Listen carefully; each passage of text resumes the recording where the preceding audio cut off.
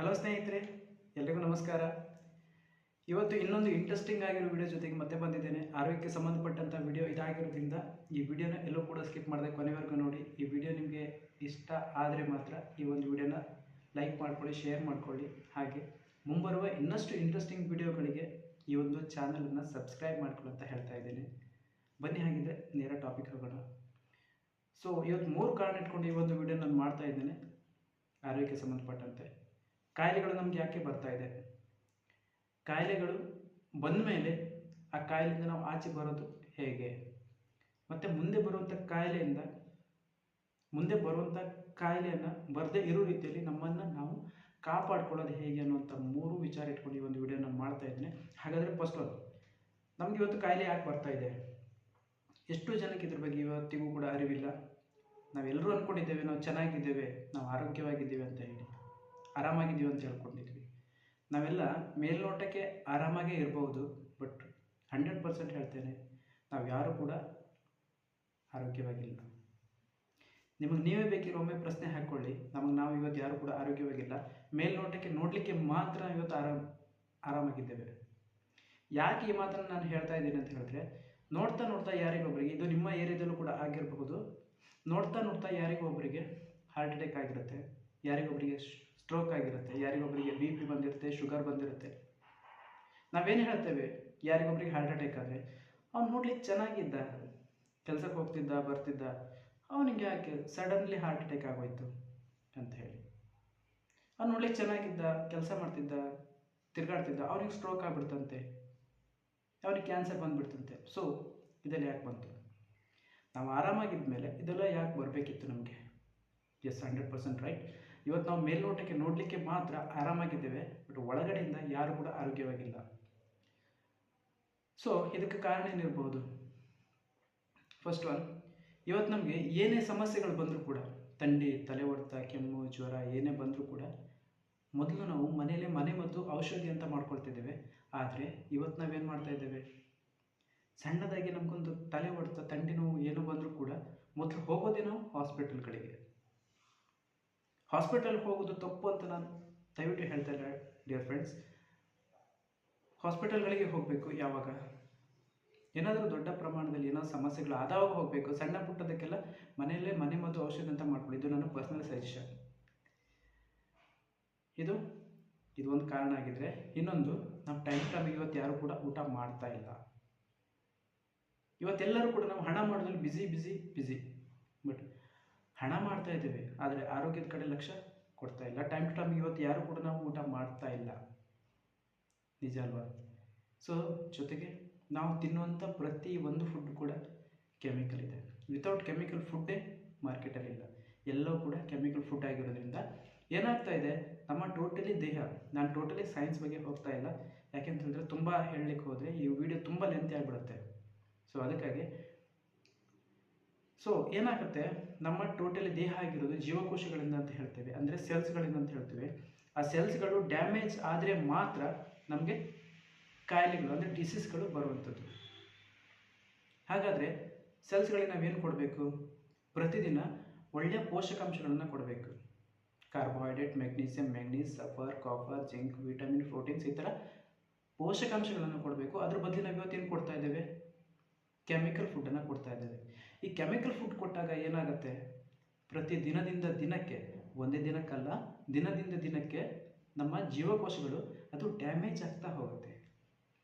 ಅದು ಡ್ಯಾಮೇಜ್ ಆಗ್ತಾ ನಮ್ಮ ಟಿಶ್ಯೂಸ್ಗಳನ್ನು ಡ್ಯಾಮೇಜ್ ಮಾಡುತ್ತೆ. ಟಿಶ್ಯೂಸ್ಗಳು ಡ್ಯಾಮೇಜ್ ಆದಾಗ ನಮ್ಮ ಆರ್ಗನ್ಸ್ಗಳನ್ನು ಡ್ಯಾಮೇಜ್ ಮಾಡುತ್ತೆ. ಅಲ್ಲಿಗೆ ನಮ್ಮ ಟೋಟಲ್ ಬಾಡಿ ಇನ್ಬ್ಯಾಲೆನ್ಸ್ ಆಗುತ್ತೆ. ಸೊ ಇನ್ಬ್ಯಾಲೆನ್ಸ್ ಆದಾಗ ನಾವು ಅಂದ್ಕೊಳ್ಬೋದು, ನಮಗೇನೊಂದು ಪ್ರಾಬ್ಲಮ್ ಇದೆ, ನಮಗೇನೊಂದು ಪ್ರಾಬ್ಲಮ್ ಬಂದಿದೆ ಅಂತ ಹೇಳಿ. ಈ ಕೆಮಿಕಲ್ಗಳಿಂದ ಏನಾಗ್ತಾ ಇದೆ, ನಮ್ಮ ಟೋಟಲಿ ಬಾಡಿಯಲ್ಲಿ ಅದು ಬ್ಲಡ್ ಸರ್ಕ್ಯುಲೇಷನಲ್ಲಿ ಎಲ್ಲ ಕಡೆ ಸೇರ್ಕೊಳ್ತಾ ಇದೆ. ಅದರಿಂದ ನಮ್ಮ ಟೋಟಲಿ ಆರ್ಗನ್ಸ್ಗಳು ಡ್ಯಾಮೇಜ್ ಆಗ್ತಾ ಇದೆ. ಅದರಲ್ಲಿ ಯಾವುದು ಬೇಗ ಡ್ಯಾಮೇಜ್ ಆಗುತ್ತೋ ಅಲ್ಲಿಂದ ನಮಗೊಂದು ಕಾಯಿಲೆ ಅಂತ ಕಾಣಿಸ್ಕೊಳುತ್ತೆ.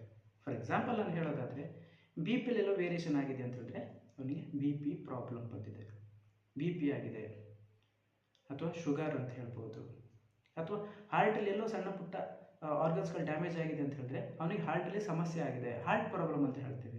ಕಿಡ್ನಿಯಲ್ಲಿ ಇಲ್ಲದ ಸಮಸ್ಯೆ ಅಂತಂದರೆ ಕಿಡ್ನಿ ಪ್ರಾಬ್ಲಮ್ ಅಂತ ಹೇಳ್ತೀವಿ, ಲಿವರಲ್ಲಿ ಪ್ರಾಬ್ಲಮ್ ಅಂತಂದರೆ ಲಿವರ್ ಪ್ರಾಬ್ಲಮ್ ಅಂತ ಹೇಳ್ತೇವೆ. ಈ ಥರ ಎಲ್ಲಿ ಆ ವ್ಯಕ್ತಿಗೆ ಡ್ಯಾಮೇಜ್ ಅನ್ನೋದು ಕಾಣಿಸುತ್ತೋ ಅಲ್ಲಿ ಅವನಿಗೊಂದು ಪ್ರಾಬ್ಲಮ್ ಅಂತ ಕಾಣಿಸ್ಕೊಳ್ಳುತ್ತೆ ಅಲ್ವಾ. ಸರಿ, ಈ ಪ್ರಾಬ್ಲಮ್ ಅಂತ ಬಂದಾಗ ನಾವೇನು ಮಾಡ್ತೇವೆ, ಮೊದಲು ಹೋಗೋದೇ ನಾವು ಹಾಸ್ಪಿಟಲ್ಗಳಿಗೆ.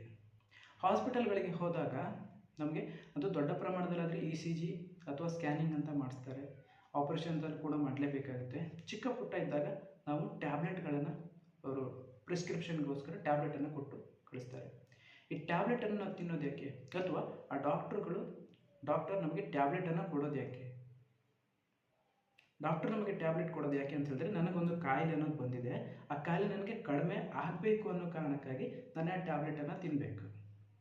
ಆದರೆ ಡಾಕ್ಟ್ರು ನನಗೆ ಆ ಟ್ಯಾಬ್ಲೆಟನ್ನು ಕೊಡೋದು ಯಾಕೆ ಅಂತ ಹೇಳಿದ್ರೆ, ಆ ವ್ಯಕ್ತಿಗೆ ಆಲ್ರೆಡಿ ಒಂದು ಕಾಯಿಲೆ ಬಂದಿದೆ, ಆ ಕಾಯಿಲೆ ಇನ್ನಷ್ಟು ದೊಡ್ಡ ಪ್ರಮಾಣದಲ್ಲಿ ಆಗಬಾರ್ದು ಅನ್ನೋ ಕಾರಣಕ್ಕಾಗಿ ಆ ಟ್ಯಾಬ್ಲೆಟನ್ನು ಕೊಡುವಂಥದ್ದು. ಯಾಕೆ ಅಂತ ಹೇಳಿದ್ರೆ, ಯಾವುದೇ ಒಂದು ಟ್ಯಾಬ್ಲೆಟಲ್ಲೂ ಕೂಡ ನಮಗೆ ಬಂದಂಥ ರೋಗಗಳನ್ನು ಗುಣಪಡಿಸುವಂಥ ಶಕ್ತಿ ಇಲ್ಲ. ಯಾರಿಗೊಬ್ಬರಿಗೆ ಗುಣಪಡಿಸುವಂಥ ಶಕ್ತಿ ಇದ್ದಿದ್ದೇ ಹೌದಾಗಿದ್ದರೆ ಯಾಕೆ ಎಲ್ಲರೂ ಟ್ಯಾಬ್ಲೆಟನ್ನು ಕಂಟಿನ್ಯೂ ಆಗಿ ತಿನ್ನಬೇಕು? ತಿನ್ಮೇಲೆ ಕಡಿಮೆ ಆಗಬೇಕಿತ್ತಲ್ವ. ಈಗ ಯಾರಿಗೊಬ್ಬರಿಗೆ BP ಬಂದಿರುತ್ತೆ, ಯಾರಿಗೊಬ್ಬರಿಗೆ ಶುಗರ್ ಬಂದಿರುತ್ತೆ, ಒಂದು ದಿನಕ್ಕೋ 2 ದಿನಕ್ಕೋ ಅಥವಾ ಎಷ್ಟು ದಿನ ತಿಂದರೆ ಕಡಿಮೆ ಆಗುತ್ತಂತ ಯಾರೂ ಕೂಡ ಹೇಳಲಿಕ್ಕಾಗೋದಿಲ್ಲ. ಬಟ್ ಎಲ್ಲರೂ ಕೂಡ ತಿನ್ನಬೇಕಾಗಿತ್ತು, ಅದು ಜೀವನ ಪೂರ್ತಿ ತಿನ್ನಬೇಕು ಅಂತ ಹೇಳಿ. ಅಂದರೆ ಟ್ಯಾಬ್ಲೆಟಿನ ಕೆಲಸ ಏನಂತ ಹೇಳಿದ್ರೆ, ನಮಗೆ ಬಂದಂಥ ಕಾಯಿಲೆಗಳನ್ನು ಕಂಟ್ರೋಲಲ್ಲಿ ಇಡುವಂಥ ಒಂದು ಕೆಲಸವನ್ನು ಮಾಡುತ್ತೆ ಹೊರತಾಗಿ ಯಾವುದೇ ಕಾಯಿಲೆನೂ ಕೂಡ ಅದನ್ನು ಗುಣಪಡಿಸುವಂಥ ಶಕ್ತಿ ಯಾವ ಟ್ಯಾಬ್ಲೆಟ್ಗಳಿಗೂ ಕೂಡ ಇಲ್ಲ. ಹಾಗಾಗಿ ನಾವು ಅದಕ್ಕೆ ಏನು ಮಾಡಬೇಕಂತ ಹೇಳಿದ್ರೆ, ಆಯುರ್ವೇದಿಕ್ಕಿಗೆ ನಾವು ಮೊರೆ ಹೋಗಬೇಕಾಗಿದೆ. ಆಯುರ್ವೇದಿಕ್ಕಲ್ಲಿ 100% ಎಂಥ ಕಾಯಿಲೆಗಳನ್ನು ಕೂಡ ಗುಣಪಡಿಸುವಂಥ ಶಕ್ತಿ ಇದೆ. ಅದರಲ್ಲಿ ಮೊದಲನೇ ಸ್ಥಾನ ತಗೊಂಡಿರೋದಂತ ಹೇಳಿದರೆ ಅದು ನೋನಿ ಮಾತ್ರ. ಆ ನೋನಿಯಲ್ಲಿ ಪ್ರೋಕ್ಸಾರನಿನ್ ಅನ್ನುವಂಥ ಒಂದು ಎನ್ಸೈಮ್ ಇದೆ. ಆ ಎನ್ಸೈಮ್ ಯಾವ ರೀತಿಯಲ್ಲಿ ಕೆಲಸ ಮಾಡುತ್ತೆ ಅಂತ ಹೇಳಿದ್ರೆ 3 ಕಾರಣ ಇದೆ. ಒಂದು, ನಮ್ಮ ದೇಹದಲ್ಲಿ ವೆರಿ ಇಂಪಾರ್ಟೆಂಟ್, ನಮ್ಮ ದೇಹದಲ್ಲಿ ಇದ್ದಂಥ ಎಲ್ಲ ಕೆಮಿಕಲ್ಸ್ಗಳನ್ನು, ಟಾಕ್ಸಿನ್ಸನ್ನು ಅದು ರಿಮೂವ್ ಮಾಡುವಂಥ ಒಂದು ಕೆಲಸವನ್ನು ಮಾಡುತ್ತೆ. ಆ್ಯಂಡ್ ಸೆಕೆಂಡ್ ಒನ್, ನಮ್ಮ ಬಾಡಿಲಿದ್ದಂಥ ಡ್ಯಾಮೇಜಸ್ಗಳು, ಈ ಕೆಮಿಕಲ್ಸ್ಗಳಿಂದ ಎಲ್ಲೆಲ್ಲಿ ಡ್ಯಾಮೇಜ್ಗಳು ಆಗಿತ್ತು ಆ ಎಲ್ಲ ಡ್ಯಾಮೇಜಸ್ಗಳನ್ನು ಮತ್ತೆ ರೀಆಕ್ಟಿವೇಟ್ ಮಾಡುವಂಥ ಒಂದು ಕೆಲಸವನ್ನು ಮಾಡುತ್ತೆ. ವೆರಿ ವೆರಿ ಇಂಪಾರ್ಟೆಂಟ್, ಸೆಲ್ಸ್ಗಳನ್ನು ರೀಆಕ್ಟಿವೇಟ್ ಮಾಡುವಂಥ ಒಂದು ಕೆಲಸವನ್ನು ಮಾಡುತ್ತೆ. ಸೆಕೆಂಡ್, ಇನ್ನು ಮೂರನೇದಾಗಿ ಹೇಳಬೇಕಂತ ಹೇಳಿದ್ರೆ, ಮುಂದೆ ಬರುವಂಥ ಕಾಯಿಲೆ, ನಾನು ಆಗಲೇ ಹೇಳಿದೆ, ಮುಂದೆ ಕಾಯಿಲೆ ಬರೆದಿರೋ ನಾವು ನಮ್ಮನ್ನು ಕಾಪಾಡ್ಕೊಳ್ಳೋದಾದರೆ ಹೇಗೆ, ವೆರಿ ಇಂಪಾರ್ಟೆಂಟ್. ಮುಂದೆ ಬರುವಂಥ ಕಾಯಿಲೆನೂ ಕೂಡ ಬರದೇ ಇರೋ ರೀತಿಯಲ್ಲಿ ನಮ್ಮನ್ನು ನಾವು ಕಾಪಾಡುತ್ತೆ. ಅಂದರೆ ನಮ್ಮ ಇಮ್ಯುನಿಟಿ ಪವರ್ ಅನ್ನೋದು ಇನ್ಕ್ರೀಸ್ ಮಾಡುತ್ತೆ.